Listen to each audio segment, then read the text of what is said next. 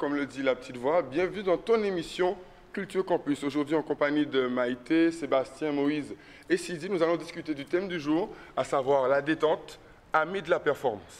Alors, vous êtes étudiant à l'Université des Antilles et de la Guyane. Sur ce sujet de la détente, amis de la performance, quel est votre avis? Donc quand on parle de détente amis de la performance, en fait on induit que bon, quand on est étudiant, il faut bien sûr travailler ses cours, mais à côté il faut avoir d'autres activités. Comme on dit familièrement, il faut aérer son esprit pour qu'il puisse fonctionner au mieux. Alors moi, par rapport à Maïté, je ne suis pas entièrement d'accord. C'est vrai qu'il faut être détendu quand on passe les examens, mais moi je suis plutôt stressé quand je passe les examens et il me faut ce stress. Pour moi, il est vivant, il est indispensable pour réussir. Donc c'est vrai que je fais beaucoup de sport et après l'examen encore davantage, mais il me faut ce stress pour pouvoir me dépasser, il est indispensable. Et je sais qu'il y a beaucoup d'étudiants dans mon cas, beaucoup de lycéens qui ont également ce phénomène de stress et sans ce stress, ils ne peuvent pas se dépasser, ils ne peuvent pas réussir. Oui, donc pour rebondir sur ce qu'a dit Moïse, un mauvais stress et surtout un stress en surdose peut faire effectivement rater un examen, même un examen qu'on a pourtant bien préparé.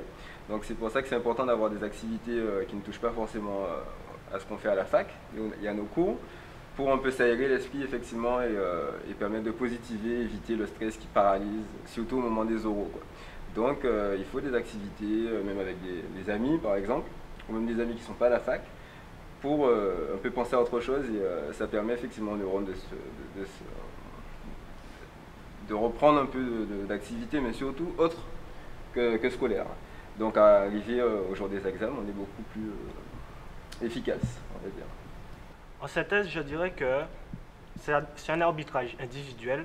Chaque personne a sa personnalité et en fonction de ça, elle va gérer si elle sera stressée ou bien s'il faudra qu'elle se détende, etc.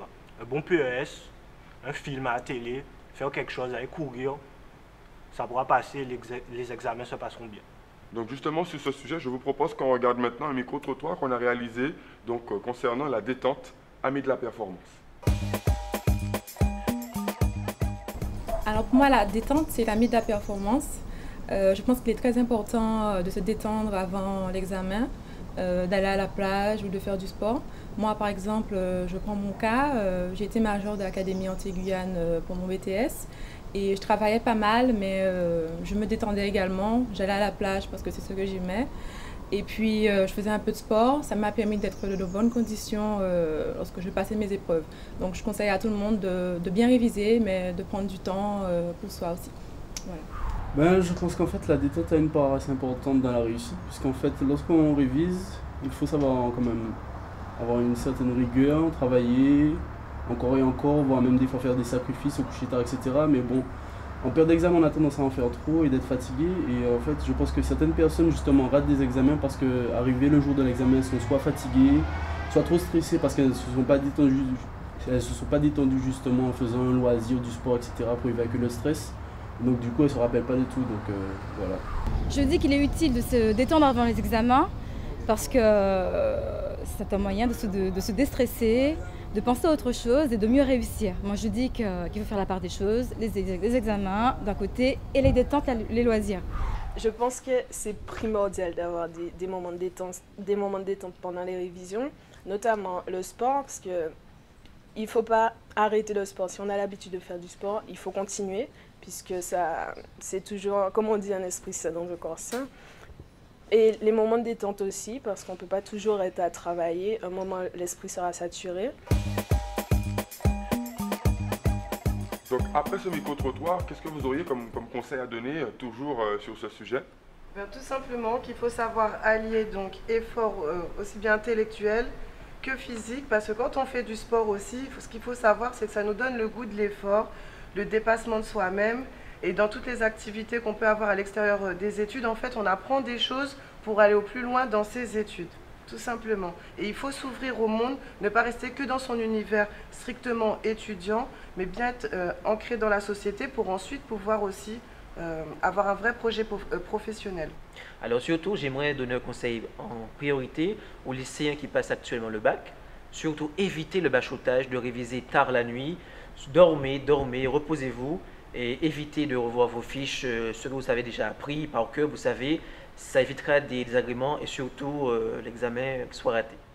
Donc pour aller dans le sens de ce que vous dites, on va passer maintenant à l'intervention de M. Tony Feuillard qui nous donne plus de précisions sur ce sujet.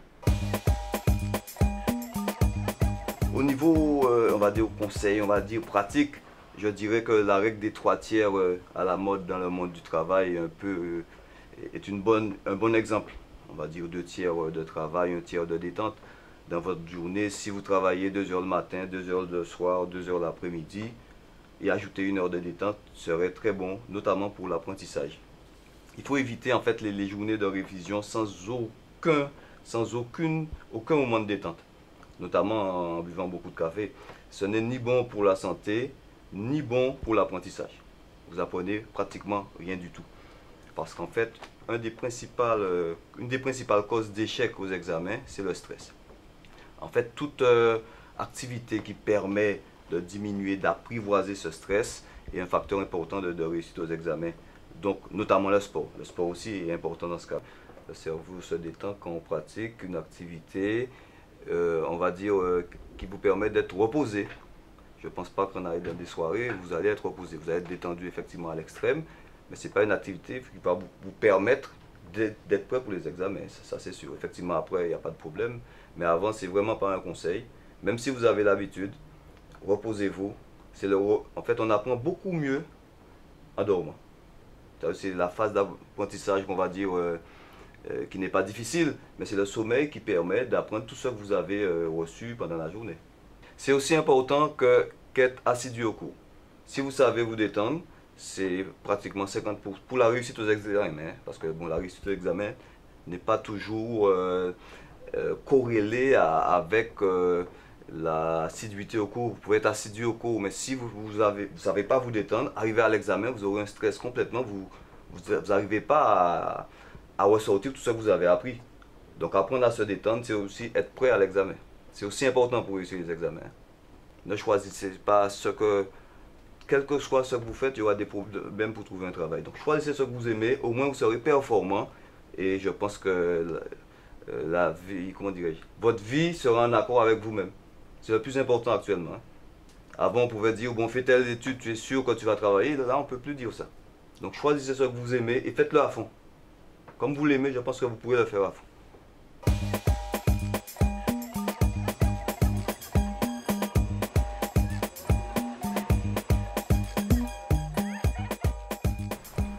Après avoir vu cette intervention sur le thème du jour, la détente amie de la performance, qu'est-ce que ça vous inspire? Tout simplement que détente et performance, en réalité, c'est indissociable.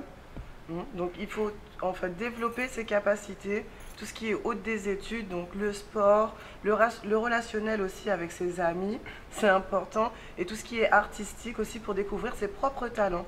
Donc je suis tout à fait d'accord avec ce que vous dites. C'est d'ailleurs dans cet esprit qu'on a la rubrique de fin de Culture Campus où on vous indique les activités étudiantes sur les 3 départements. On regarde ça tout de suite.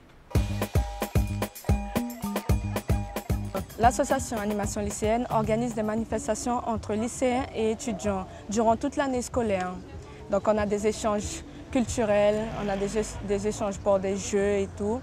Et on fait aussi les Jeux interlycées en décembre. Enfin, c'est surtout là que les étudiants interviennent. Ça dure une journée, après il y a le concours des pom-pom girls, où il y a aussi les pom-pom girls du campus qui participent, puisque nous avons un seul campus en Guyane.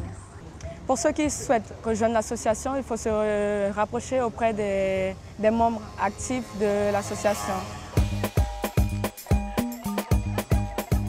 On passe des examens à l'école, à l'université, également à la prison. On peut citer les différents examens qu'on peut passer au centre pénitentiaire. Nous avons le CAP, nous avons le CFG, nous avons aussi le BEP, nous avons aussi le bac et même voir le BTS aussi. Ce sont toutes ces formations qui sont mises à la disposition des détenus au centre pénitentiaire de Bimaou.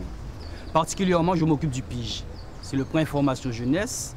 C'est un accueil, c'est un espace intramuraux qui se situe aussi à l'intérieur du centre pénitentiaire où je reçois des jeunes entre 15 et 20 ans, 25 ans, parfois jusqu'à 30 ans. Ces jeunes-là aussi viennent notamment dans un but de rechercher les informations qui peuvent les intéresser, notamment sur la santé, sur la formation, sur les différents corps de métier existants. Il faut savoir que le PI, c'est un point d'accueil, je dirais, et d'écoute. Parce qu'il faut savoir que des détenus aussi viennent dans cet espace aussi afin de s'exprimer, de parler, pour se sentir bien, Alors, nous recevons aussi des informations de la documentation du CIDJ. C'est le Centre d'information de la documentation de la jeunesse qui se trouve en France hexagonale. Aussi, parallèlement, nous recevons aussi des informations de la documentation du CRIJ, c'est le Centre régional d'information jeunesse qui se trouve à Pointe-à-Pitre. Nous recevons de la documentation aussi sur les métiers aussi, la formation, et qui concerne aussi les détenus. Voilà, donc l'émission Culture Campus touche à sa fin. Qu'est-ce que vous auriez d'autre à dire comme dernier conseil à tous ces futurs bacheliers? Un examen, ce n'est pas forcément une formalité. Donc, c'est quelque chose à appréhender avec flegme et calme. Et d'autre façon, c'est le travail qui paie. Alors, pour la manquer par un créole, en cas voyez un big up, tout étudiant, Guadeloupe, Martinique, Guyane, ils ont déjà parlé, ils savent ça. L'essentiel, c'est qu'ils sont confiants en capacité à eux. Pour joindre les futurs bacheliers, Guadeloupe, Martinique et Guyane, force à pays là, force à les Antilles, la Guyane. Les parents, ils sont là le soir, ils viennent te dire, on va pas sur Internet, ça détend, c'est tranquille, on va dans son livre après, ça se passe. Oui, donc un conseil très important, c'est d'arrêter de vous surmédicamenter, quoi. Bien sûr, c'est important, ça accompagne, il faut reprendre de l'énergie et tout, mais le meilleur médicament, c'est vraiment la méthodologie, mais surtout une confiance en soi, quoi. Donc, pas jamais de foi, c'est eux qui l'avenir, donc gardez confiance en eux, et ça qui aille. Donc, l'important, c'est la confiance en soi, même au moment où ça devient difficile, ne jamais lâcher l'affaire, quoi. Alors, je vous remercie tous de votre participation. Cette émission est maintenant terminée. Quant à nous, on se retrouve dès demain pour un nouveau numéro de Culture Campus.